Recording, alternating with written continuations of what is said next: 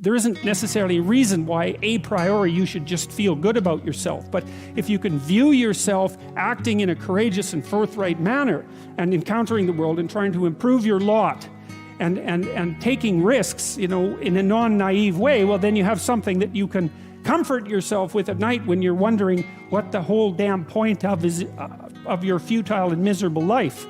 And that's necessary, because it's often the case that you wake up at 4 in the morning, or at least sometimes the case that you wake up at 4 in the morning when things haven't been going that well, and wonder just what the hell the point is of your futile and miserable life. You have to have something real to set against that. It can't be just rationalizations about how, you know, you're a valuable person among others, even though that's true. That's not good enough. You need something that's more realistic to set against that. And observing courage in yourself is definitely one of the things that can help you sleep soundly at night when things are destabilized a little bit around you.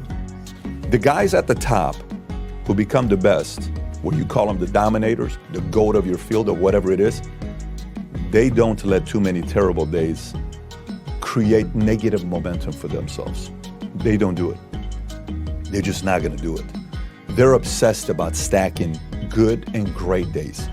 Back to back to back to back to back to back to back, because they know if you do that, the level of momentum created after a year, 2 years, 3 years, 5 years, 10 years of doing this becomes so massive that the level of credibility and success you have at that point is probably more than what you deserve.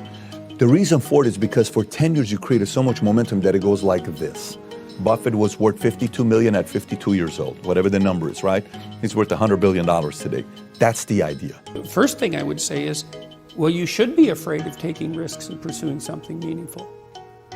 But you should be more afraid of staying where you are if it's making you miserable. It's like the first thing you want to do is dispense with the idea that you get to have any permanent security outside of your ability to contend and adapt. It's the same issue with children. It's like, you're paying a price by sitting there being miserable. And you might say, well, the devil I know is better than the one I don't. It's like, don't be so sure of that. The clock is ticking.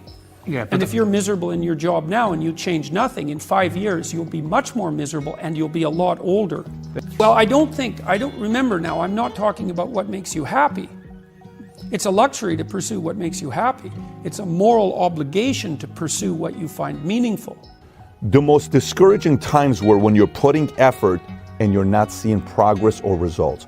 This can psychologically mess with you to not believe that enough effort is going to produce progress, and for the rest of your life you're just going to be like, well, even if I give my best, nothing's going to happen. Even if I love this person, nothing's going to happen. Even if I give my best year savings, nothing's going to happen. So for this to work for my head, my brain, I had to come up with levels for me to understand and manage expectation and a level of patience I need to have. And I created 7 timelines for myself. Here's what the timelines are. In order to see any glimpses of change, it takes about 21 days, right? The second one is 90 days.